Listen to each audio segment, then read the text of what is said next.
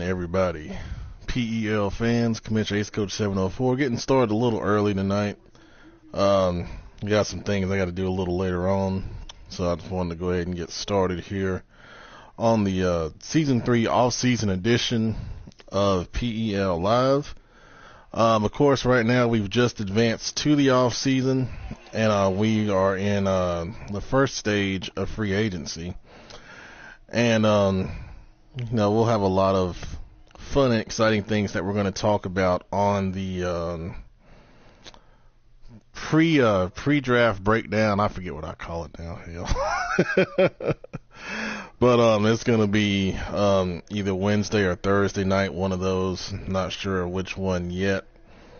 But we'll be going through the teams like we always do and kind of breaking down, our thoughts of who's going to be looking for what. And we're going to kind of go through a couple different things tonight. But one of the first things I wanted to say is I want to thank everyone that's been active. I know we just did the off-season show not too long ago about the incentives and such. But Cody made a nice post in the chat today about everything that I do for the league. And a big part of it is when you have a Madden league, and I'm going to tell a little story here because it's the off season and we don't have too much to talk about. But this got started in Madden 16, and I had two other guys with me. They're not here with me anymore. These two guys wanted to start a league, and they asked me about it because I was thinking about it, but wasn't sure about how to go about the best way. Well, these two guys argued back and forth about a lot of stuff, and I just said, you know what, I'm just going to take the lead on this. And we started a league. We had a rough beginning. We used to have a trade committee and all this stuff, and it was just a mess. And, after that first season, I said, well, we're not going to have a trade committee anymore.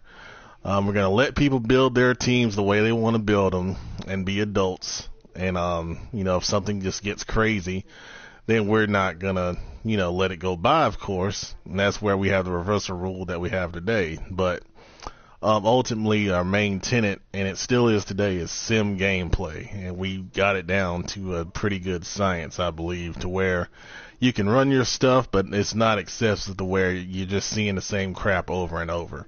And if you do, then it's a violation and we handle it. But, the main thing with this league, it's a getaway from life. And in life, you have a lot of stuff going on. And, there are guys in the league that have stuff going on right now, and it's tough. Being around the holidays can always bring up, some tough memories and things of that nature. My prayers go out to the Seahawks and his dad going through some stuff. Of course, I lost my dad in the first year of this league, actually. And it helped a lot to get through it. So when I check on you and DM you, it's not necessarily just for the good of the league. I've talked to a couple people that kind of fell off and, had some nice conversations with people that were telling me things. And, it's very important that one of the things that I think has gotten lost here over the past probably few months is the PEL's a family. And to me, it's more than just Madden. And, I've become friends with a lot of you guys. And I want you new guys to understand this. In Madden, yeah, we want to win. But at the end of the day, I want to give a great experience. And that's why I work so hard, because it's all about trying to provide something in Madden to get you away from life. And, the main thing I look at with other leagues is they make you do this, they make you do that. They don't give you anything. Well, my job here is to give you something, because you're in other leagues where you have to do all this and do all that. And, I try not to make this about that. And, I just want to say I sincerely appreciate everyone that has made this one of the better PS4 sim leagues in Madden. All right, I'm off my soapbox. So on the screen, you see draft stories up. These draft stories are very important, especially with when it comes to development. Usually if someone has a good draft story, that means they're going to have a good development coming out. So when you look at this, you see the story on Gerald Robinson being an MVP. He's a running back. Now, I don't know how his combine stuff looks, but he's going to have good development. So keep that in mind. You see Cassius Searcy down here. He's a safety. He doesn't look like he's going to be a very good player, but we've seen in the past few draft classes some low-rated guys have quick or star development. So if you want someone that's going to develop well, but has a little work to do, that may be a guy you pick. And then you see Ellis Craig right there also. Craig is another safety. So you got a couple safeties that may not be, really good players off the gate, but they're going to develop well. And then you see Haynes right there, suffering an injury. We don't know what that's going to be. That could be a good thing, could be a bad thing. So that's one thing you want to look at here, especially next advance when we get into the combine results. We don't have combine results right now, of course, but your combine results, you're looking at the strength, and the 40 tells you about speed, and then 3 cone drills are about agility, and then the other one I forget, I think it's the shuttle, tells you about acceleration. So that's a little hints into that. So let's take a look at free agency and see what we got cooking here. Hadn't been on in a few hours, but as of course we see Mr. Davis here is a hot guy. It's like a lot of people are bidding on him, formerly of the Steelers. He lost him. He didn't get a chance to do re-signs. I didn't necessarily give him a chance to do it because I told him he'd been here all year, and we've been in re-sign for 2 days. So, it's tough luck there, but I think that's the only guy he lost. I hadn't seen any other star players. So he looks like he's the star right now at free agency. A couple people going after Sue. He's still a good player. You check him out right there. You kind of scroll through here. Bradbury, yep, another hot guy. Somebody outbid the damn Dolphins for him, please. I don't need to deal with that headache. Ogba's getting hot. 3 guys going after him.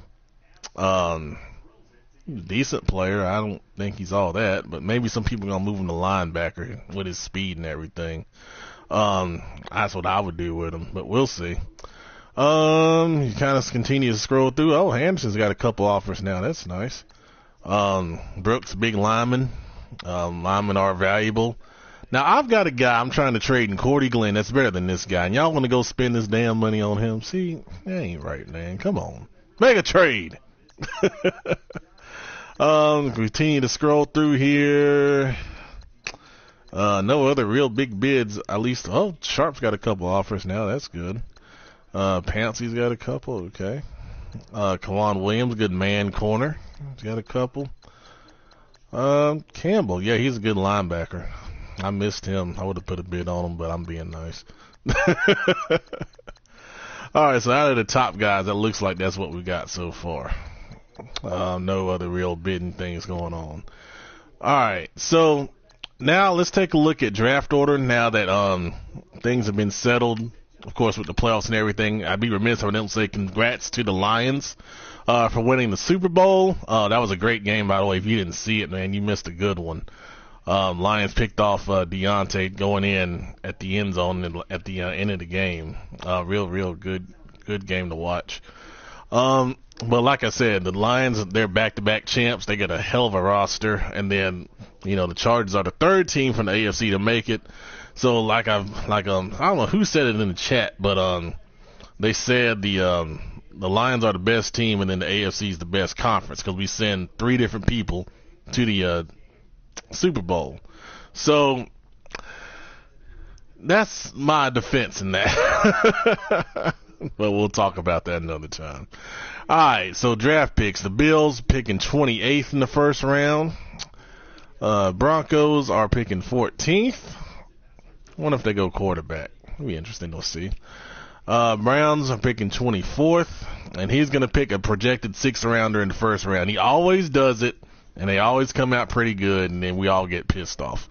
So just be ready for that. He's got a bunch of seconds. Y'all quit trading with the damn Browns, man. Jeez. Buccaneers are picking 13th. Cardinals are picking 26th. Chargers 31st. Chiefs 23rd. Colts 19th.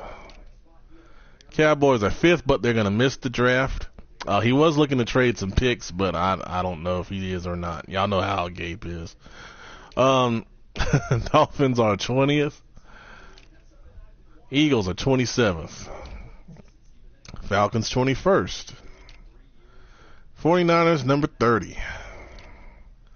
Giants 16th. He usually misses the draft too, but it's starting at 10, so maybe he'll make this one. We'll see. Jags 25th. Jets 18th. Super Bowl champ Lions are 32nd. Packers 17th.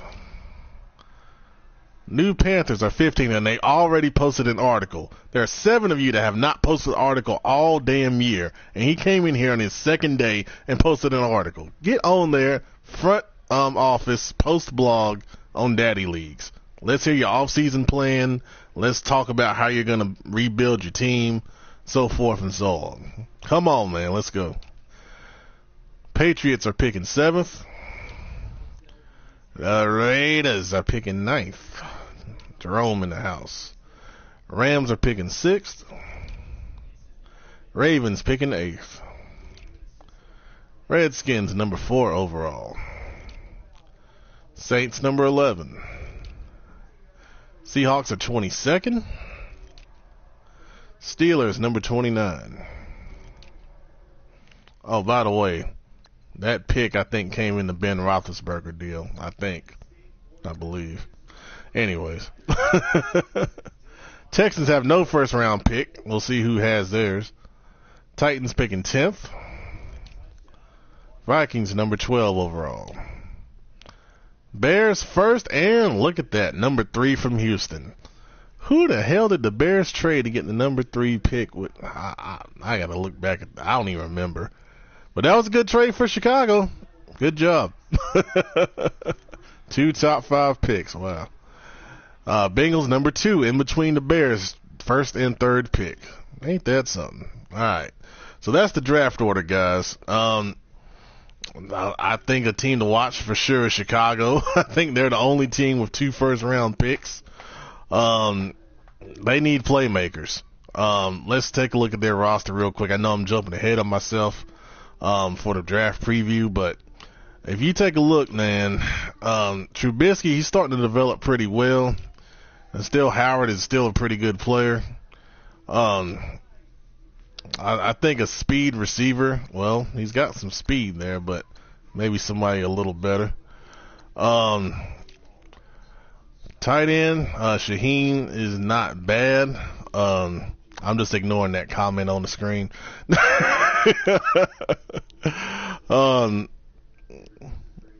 That threw me off. I'm sorry. They need some offensive line help. Left guard is okay. Right guard, yeah. So one of those picks I think is going to have to go to O-line. And he took this guy last year in the first round, and he was real happy with him. Don't let that overall fool you. That's a confidence thing. But quick development, he's not a bad player. I think he still needs some help on that O-line. Let's take a look at his defense real quick. D-end's okay. You can definitely use a D-lineman. I think there's a couple good ones in the draft class. Hopefully goes after a D-tackle in free agency. Linebackers, like everybody else, he could use an upgraded linebacker. Corner, it's alright. Thank you for watching, nigga, I ain't gay. I do appreciate your comment. What the hell? Free safety is okay. Amos says strong safety. I like him. That speed and acceleration, that's a really good combination right there.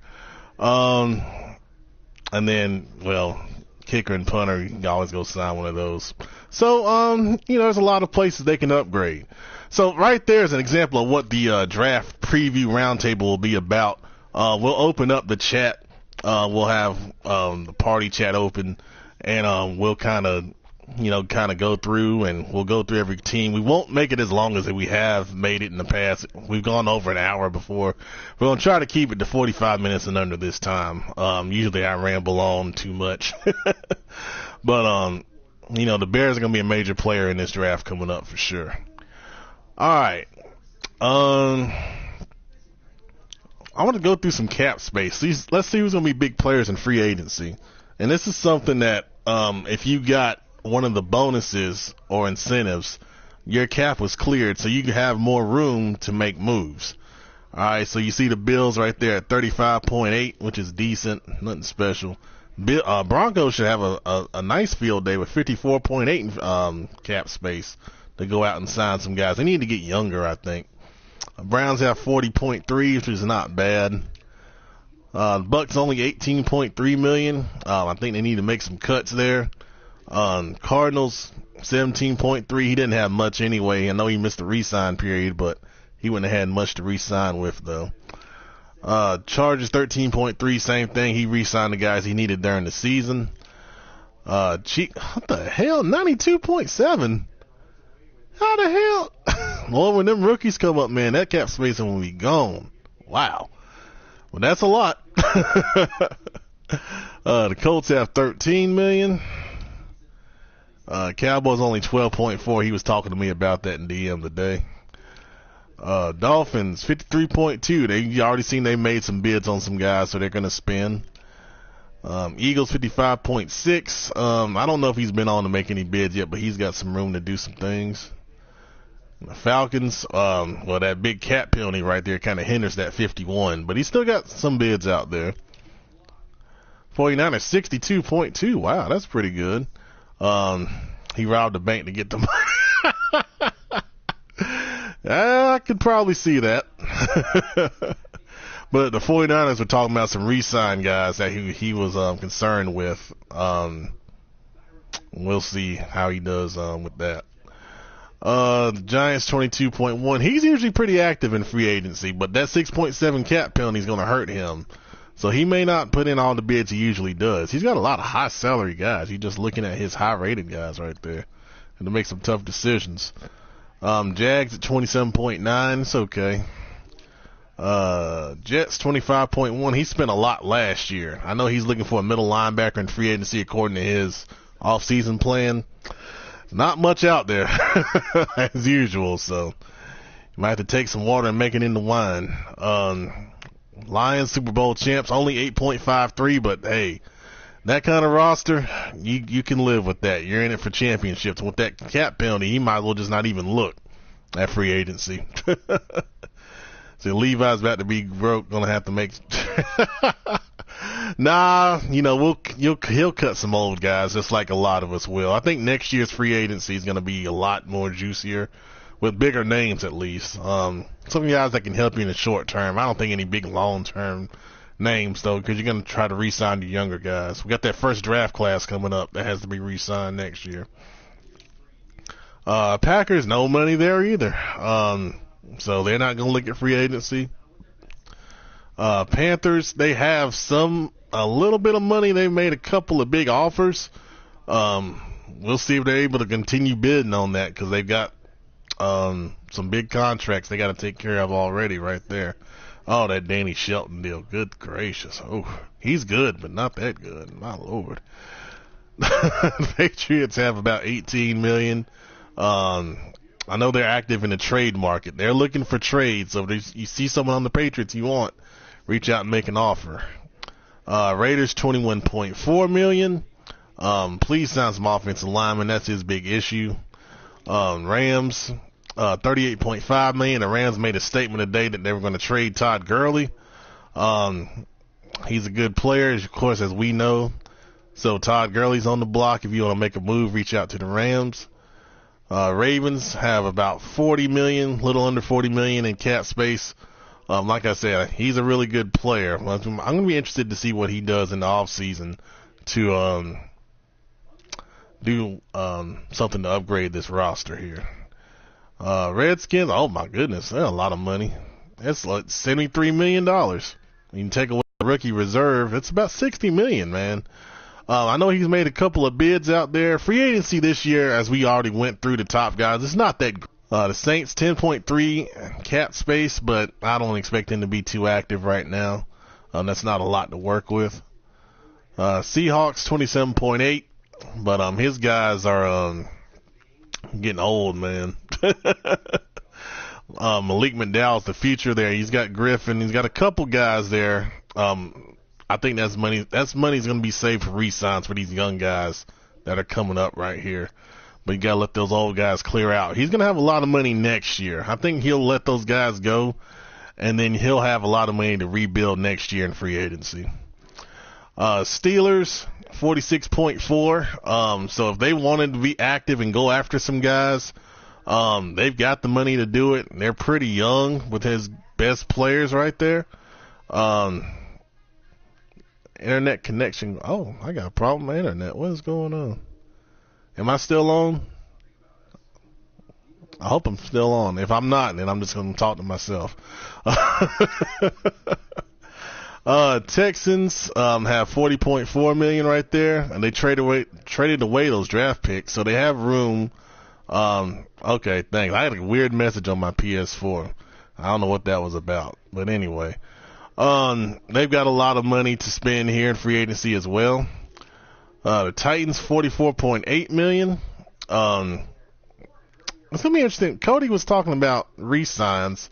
I don't think he re-signed his guys, so I don't know what he's going to save that money for. He's got a couple people to re-sign, but when we break down our teams here in the next couple days, I'll let him talk about what his plan is. Vikings have $30 million.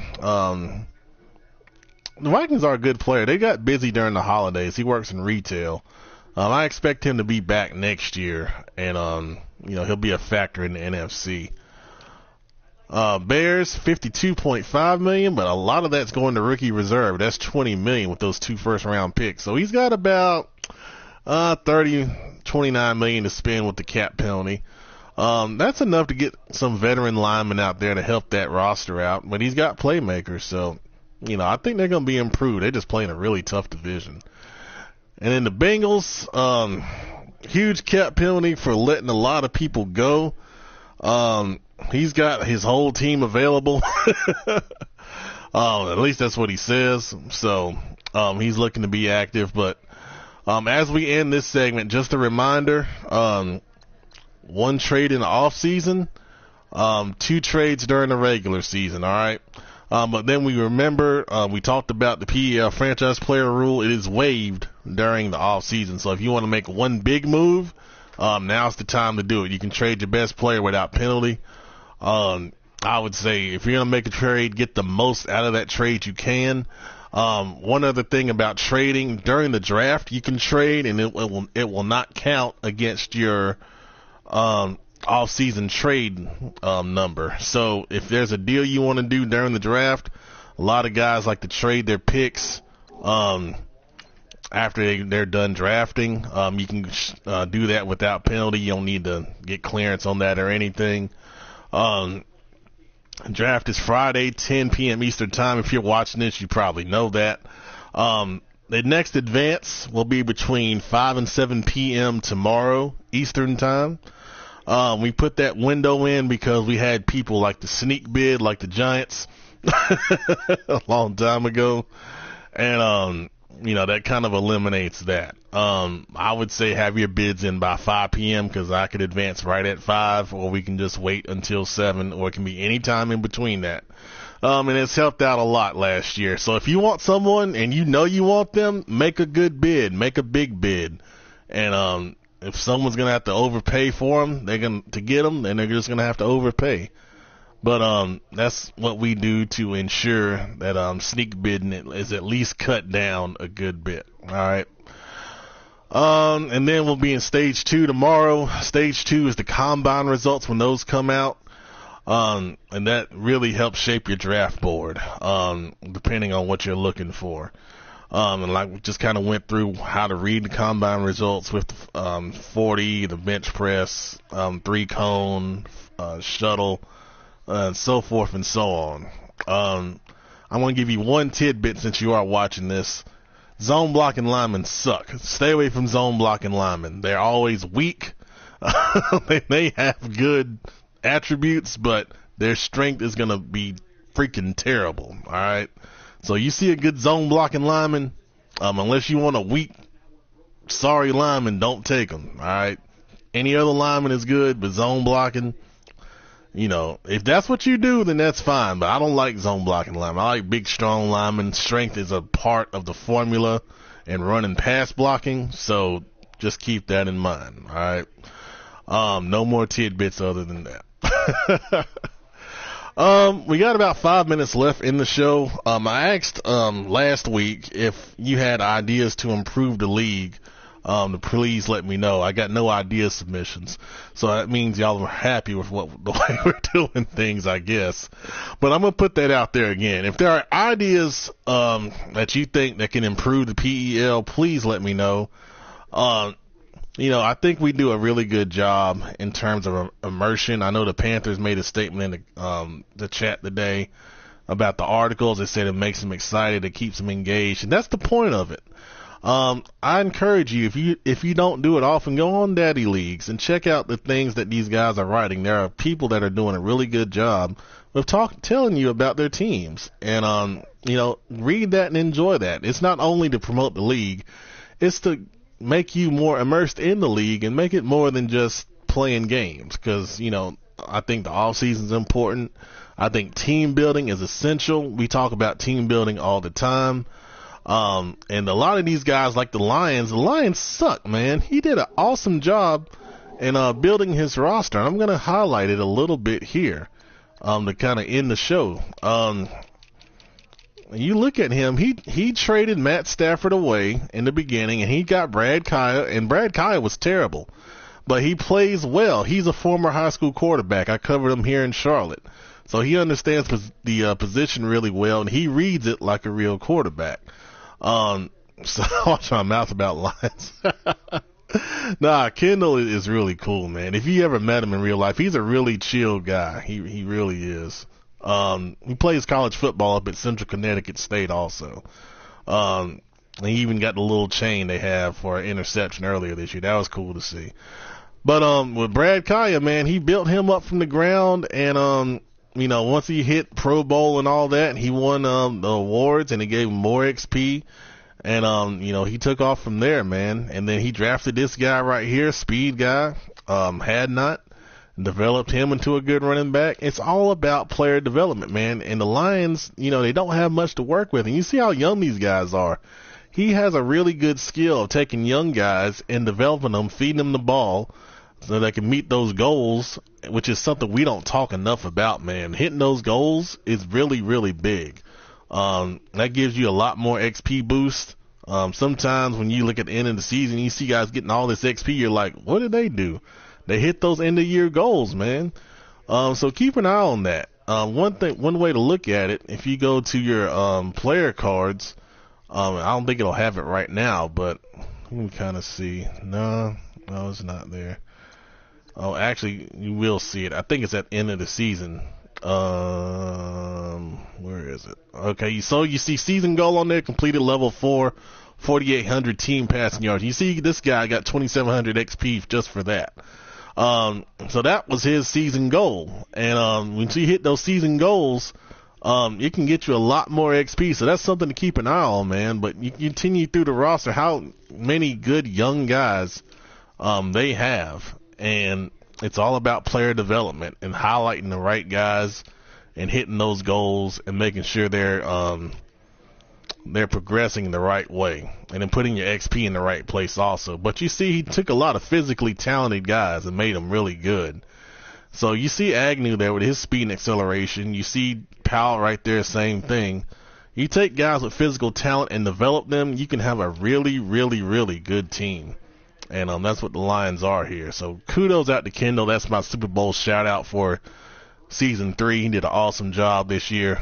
I also got to say congrats to Deontay. coming from the wild card, 11-5, and getting to the Super Bowl. He does have a really good team, but that's another guy that develops his players really well. And then both of those guys are really good users. And to be the really good user, you just have to be patient and take your chances and take your shots when you can. And it's tough though. They make it really hard. Last thing we'll look at before we get out of here, end of season stats. We'll go through the team stats because I know players have changed. So you see at the end of the year, the Lions, of course, led the league in offense. I don't count the Giants. They didn't play many games. No, we got to sort that. I'm sorry. All right, yeah, so the Lions still lead the league in offense.